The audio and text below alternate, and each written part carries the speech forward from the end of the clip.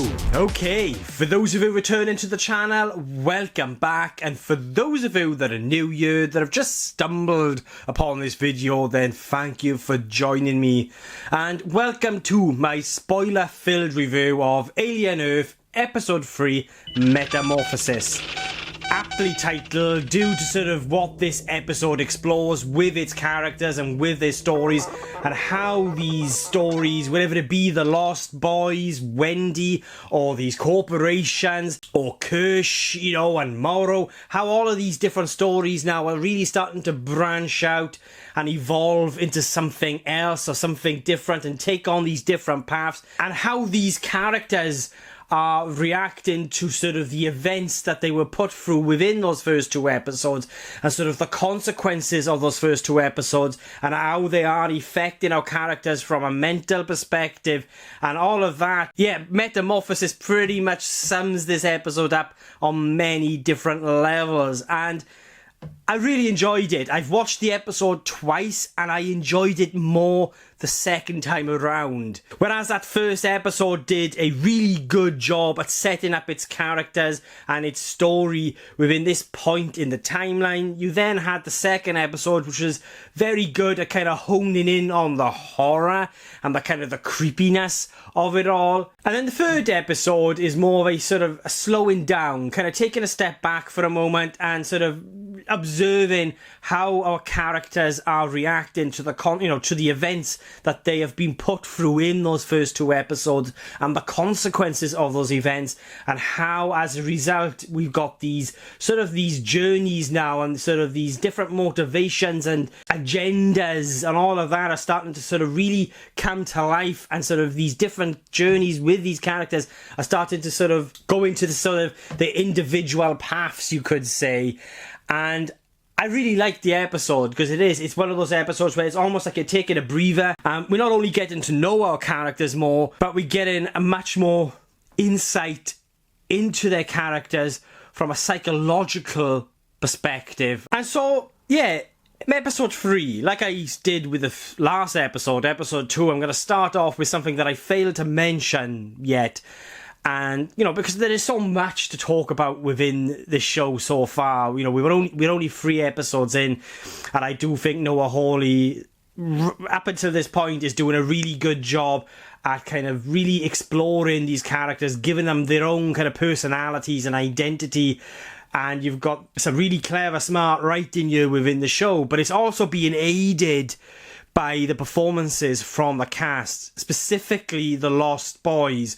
I think they're all doing this wonderful job at balancing that kind of the more artificial side of the character along with the childlike persona as well, you know, where you've got this adult body, an adult appearance, but they're also acting like children. And I think they've done, you know, the actors, all of the cast here, they've done a wonderful job at balancing those two different aspects of the character, the more artificial side and the more childlike human side. And they are very mesmerizing to watch because it feels natural, it feels organic. Like, I believe that these are children within these adult appearances. And like all of the performances within this show, from Timothy Oliphant to Sydney Chandler, they're all giving great performances here, which is what's really kind of aiding its story and sort of the ideas and sort of the themes in which they are exploring within this story. And it's allowing me to be immersed into this world. In many ways, episode 3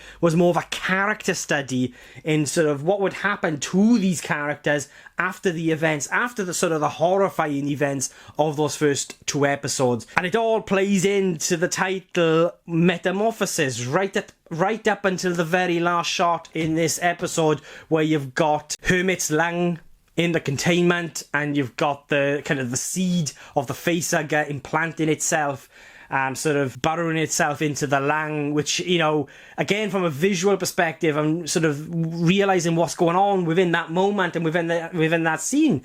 It's quite disturbing and unsettling, and really kind of tapping into the whole sort of message or idea of, like, who is the actual monster here? You know, are we the monsters?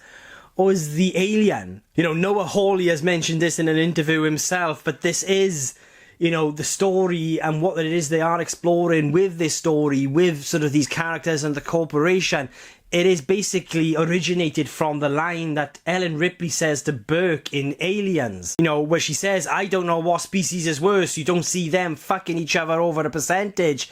And you could start to really see that start to come to life here within the story, and I'm really digging it. And this is one of those episodes where you really sort of start to see the Lost Boys, you know, these artificial beings with the sort of the consciousness of these terminally ill, or what were terminally ill children, and sort of seeing their kind of characters really start to take form here and grow, because they've been, you know, in many ways they're being forced to grow. It's actually quite disturbing when you really look at it and sort of really dive into sort of what they are exploring with these characters, specifically the hybrids, because they are innocent children that have been put into a horrifying situation.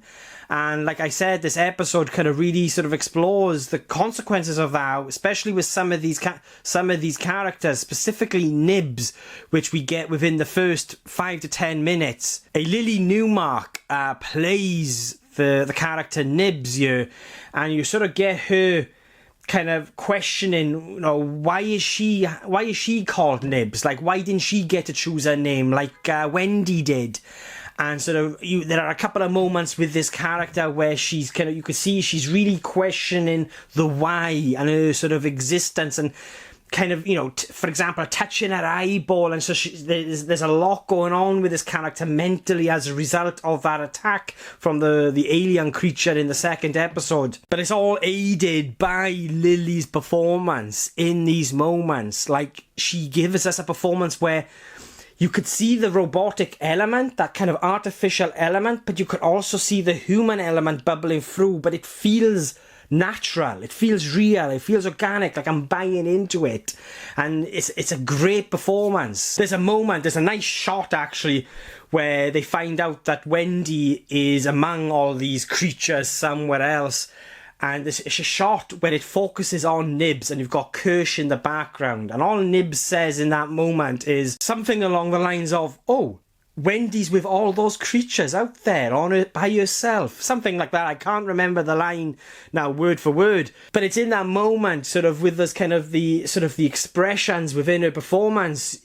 Again, you believe that this is an artificial being or person, but it's a very good balance of the both. It's a very good balance of human and robotic or artificial, and I'm just really liking what they're doing. Another standout with the performances is a Adash Guvav.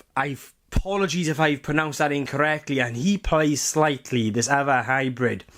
And I've loved what he's been doing through the last 3 episodes. Like, again, like everyone else, you know, he's given us a performance where you can really buy into the fact that this is an artificial person with that kind of the consciousness of a child, and the way he balances the both is just brilliantly done. Like, I just find he's one of many performances within this show that I'm finding very mesmerizing to watch, very compelling as a result to how they bring in the characters to life. And in many ways, I mean, this episode is really kind of exploring trauma and kind of sort of the consequences of people's actions and sort of what they choose to do in their lives, and kind of the after effects of that, and sort of how they cope, and sort of what that does to someone mentally. Like with the character of Morrow, for example, who's easily becoming one of my favourite actors within this show, due to sort of the complexity behind the character and sort of the layers and the depth that are there, especially within this episode, where you really start to get a little bit more insight into this character and sort of the sacrifices that this character has had to make. There's a great scene with Morrow downloading the records from the Maginaut, you know, this deep space research vessel, and he sort of uses these wires to sort of plug into the database, and as he's having this kind of very intense conversation with these two hybrids, you know, at the same time, you know, you've got this download happening, and it's from a visual perspective, I adored it. It was beautiful. It added to the tension and sort of the uneasiness of not really knowing what this character is going to do next, because this is quite a volatile character, and he's been through a lot himself, but he's also put these barriers up, you could say, where even though he's got that kind of that internal conflict going on from a sort of a moral perspective of what is right, he's also determined to carry out his mission. And you get a little bit of a glimpse into sort of his background in regards to having a child. He's got a daughter. So we do get a bit more of a glimpse into this particular character in this episode. That's really got me intrigued by where they could potentially go with this character. In many ways, Morrow is kind of the reverse or the opposite of what the hybrids are. And, you know, as he's starting to realise there's something more to the hybrids, it's like he's questioning, like he uses this riddle, you know, he gives this riddle to these two hybrids, which is, when is a machine not a machine? And he kind of alludes to the fact that, you know, yes, he's got these synthetic or artificial aspects to his character, whether it be an artificial limb, but it's like he's almost like he's alluding, due to sort of the sacrifices that he's had to make to carry out his mission. You know, is that making him less human? Is he becoming a monster himself? And there's almost an element of that within this moment where the character is almost kind of realising or starting to realise that maybe, yeah, is he actually a machine? Has he lost that kind of the connection to humanity, you could say? Is he the actual monster here? You know, he is relentless to complete his mission, yet he has, you know, he's confronted these demons inside him. And then on the opposite side, you've got these hybrids where they're artificial, but they've got this kind of, that human element is starting to really grow within inside them, and it is blurring the line between artificial and human. And I'm just really liking how this aspect of the story is coming together. Wherever it will stick the landing, and it will, you know, give us a very kind of satisfying conclusion by episode 8, who knows? But so far, I am really intrigued, and I am on board, and I'm liking how the story is evolving and how it's all being brought to life from, you know, a technical perspective as well as the performances. And Timothy Olyphant continues to just knock it out of the park with his character of Kirsch. I think at the minute, I love all the characters in this show. I think because they're all doing such a great job of bringing these characters to life and giving them their own distinct personalities. But I'm loving every character. I'm really liking every character. But I think Timothy Olyphant is probably my favourite at the moment, followed closely by Morrow, usually mainly due to sort of the complex nature of that particular character. But there's just something, there's just so much going on. There's such a story. There's a story being told through the performance, and you can't quite, like, at the minute, I'm not entirely sure what his goals or hidden agendas maybe, or motivations possibly are. And I say possibly, I could be completely off the scent and it isn't that complex, and maybe, you know, it is just as straightforward as him doing what Boy Cavalier tells him to do and all of that. But I'm kind of sensing something else through his performance, and I'm really intrigued by that. And you could kind of see how he's observing sort of how these other characters, like the Lost Boys, are being affected by the events that they're going through, and sort of how he's observing them. Like, there's this very brief moment of him watching Smee and Slightly through this kind of observation window after they've had this discussion with Adam Hines, you know. Well, if it's interaction you want, cop a load of this, matey.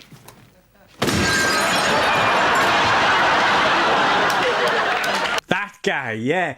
And there's just a very brief moment, it's a very brief shot, but there's just so much going on there. There's a story with, you know, behind the eyes, you could say. Maybe I'm looking too much into it, I don't know. But it's his character then, Kirsch, where we see sort of dissect the facehugger and implant the Imbro into the lung of Hermit, which on its own, I mean, you know, that's just, again, how that's kind of tapping into what they're exploring you with the horror. So, a couple of gripes before I give my verdict on this episode. Like, again, I think I've rambled on for quite a bit now with this particular episode. But I've been watching these episodes twice. I watch it once without taking notes or anything. I just want to enjoy the episode without, you know, analysing every single thing, every single detail, and just enjoy it, you know, as it plays out. And then I'm watching them again then to kind of really sort of take a step back, you could say, and maybe, you know, watch it from a different perspective and just analyse it a bit more. And what I have discovered, especially with this episode, that episode 3 is I liked it more. I enjoyed it more the second time around. But I do have gripes with this particular episode, mainly the confrontation between Hermit, Wendy, and the Xenomorph. Now, up until a point, it's a very good, well-executed moment. And I just love how the Xenomorph again is revealed behind the curtains, behind that truck, and just sort of how the Xenomorph comes through the curtains, and just that entire moment I really, really liked. But then it kind of becomes quite clunky in how that entire moment starts to really play out, right up until Wendy and the Xenomorph end up on the other side of the door. And even though the moment worked better for me this time round, the second time around, it still had, I don't know, a bit of an awkwardness about it, a bit of a clunkiness about it. Like the first time I watched it, it was almost, it came across a little bit lazy and almost cartoon-like and comedic. Like all of a sudden it drags Wendy into the darkness, the door shuts, and then, you know, Hermit is trying to get the door back open, and then you can hear the screams, and then the door sort of being dented as they clash against it, as they bang against the metal door. And the first time round it didn't really work for me. The second time round it just worked a little bit better, but at the same time, I don't know, there was just something missing, something lacking from that scene overall. And it starts off pretty strong and then it kind of fizzled out. And the second gripe, and it's a minor gripe at the minute, and this is something that I've had since the first episode, and that is the music. So when it comes to the orchestral piece of the score, I'm loving it. I'm loving how they're capturing the different sort of elements from each movie, whether it be Aliens, or Alien 3. And I love how they are sort of infused you to create sort of this new score for Alien Earth. And I'm really digging it. I'm really liking it. But what's not quite working for me yet, at the same time, on the second viewing, I'm sort of getting it a bit more, I'm understanding it a bit more, is the very familiar music from artists like Metallica, you know, metal music that's being used within certain moments. And at first, when I'm watching these episodes for the first time, I'm finding it quite jarring. Like, it's not... for me at first, it's not quite fitting in to that alien aesthetic, you could say, or what you would come to expect within an alien film or alien story. But then on second viewing, and as I'm sort of really looking into the episodes a little bit more, the score, I kind of get it. Because these moments of music, whatever it be, you know, a guitar piece or a guitar solo, it's kind of tapping into sort of the more human element of what these characters are going through in that moment. And then when we get a real kind of focus then of the horror, which is the Xenomorph and these creatures and sort of that other agenda that's going on with the corporations, I've noticed that's where the orchestral piece of music then starts to kick in. So at the minute, I'm a little bit on the fence when it comes to the music. There's aspects that I love about it. But when it comes to sort of that kind of the familiar music, like Metallica and all of that, and it's not immediately working for me. But then when I'm sort of looking back at it and reflecting, it's like, oh, actually, it kind of works maybe for what it is that I feel like they are potentially exploring you with how they telling this story with these characters. Maybe I've just got to let that fanboy, that alien fanboy inside of me go and just sort of embrace it a little bit more. And because I think some of you will probably think that that's a bit of a nitpick or a bit petty of me to really pick up on, but it is definitely at first jarring when I'm hearing it and it doesn't feel like Alien. But then from other aspects, you know, when it comes to the set design, the sound design, the lighting, it is very much Alien and I am absolutely loving it. Just like what Fede Alvarez achieved in Romulus, they've done the same here in bringing this world to life. You know, we're starting to see more now of these different locations on Earth. And again, it has that kind of really kind of gritty, dirty, damp, greasy, you know, vibe that we know from the original movies and even Blade Runner. Do you know what I mean? I'm getting elements of Blade Runner here. There is one shot that has not worked for me at all, and it didn't work for me on the second viewing, and that is the shot of being inside the egg and seeing the facehugger kind of tap against the sort of the sack as you got Timothy Olyphant's character sort of peering in. Didn't like that shot. It didn't work for me. I don't feel like we needed it. The scene, the moment would have worked without it. I don't know why they did it. Maybe again I am missing something there, but yeah, I mean, a minor gripe there. It's a very brief moment, 2 seconds maybe. So yeah, another strong episode here, episode 3, which focuses more on the characters and their growth through this story as they sort of go through these sort of horrifying situations and circumstances. The human aspects of the hybrids are starting to come through much more intense now due to these situations they've been put in, almost in a way being forced to grow up as a result of not actually having to sort of grow up as children and learn in a way that is natural to them. To the character of Morrow, who is easily becoming one of the most intriguing characters in the show, along with Kirsch. It's an episode that I enjoyed a lot more the second time round. I had issues with it, like the use of music, for example, which is a minor gripe for me, and I do think the moment in the beginning, that fight between Wendy and the Xenomorph, did kind of weigh the episode down a little bit due to its execution and clunkiness. But overall, it was another strong episode for me that is really attempting to explore and lay bare which species really is worse. You know, at least you don't see them fucking each other over a percentage. And I think, you know, this particular episode is kind of really starting to sow the seeds kind of with that idea, really, and sort of exploring that element or that aspect of this franchise, of the story of Alien. So yeah, they are my thoughts on episode 3 of Alien Earth, Metamorphosis, and I will be giving Metamorphosis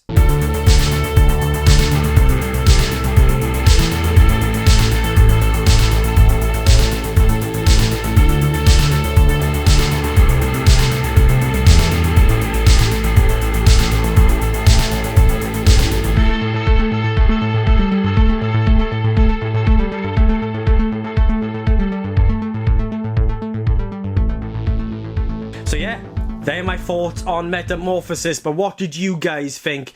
Did you love it? Did you hate it? Did you agree or disagree with anything I've said? Then please let me know in the comments below and let's get a discussion going. And if you've made it this far into the video, and by the way, if you have, you deserve an award. I know I've said this before, but I do ramble on. But if you have made it this far into the video, then thank you so much. I really do appreciate it. And if you want to watch future movie reviews, I'm just some random Welsh geek rambling on, then please hit the subscribe button. It will mean an awful lot to me. And I just want to say another massive thank you to everyone that has supported the channel, to everyone that have subscribed, and to the most recent subscribers. Hello, thank you for joining me on this journey. It means the absolute world to me, and it means the world to every time one of you connects to the channel, whatever it be, liking, commenting, subscribing. I really do appreciate. I got so much planned for the channel. There's so much that I want to do. It means the absolute world to me that every time one of you does connect to the channel. So yeah, look, that's enough rambling on from me for now. Thank you all for watching. I really do appreciate it, and I'll be catching you guys soon.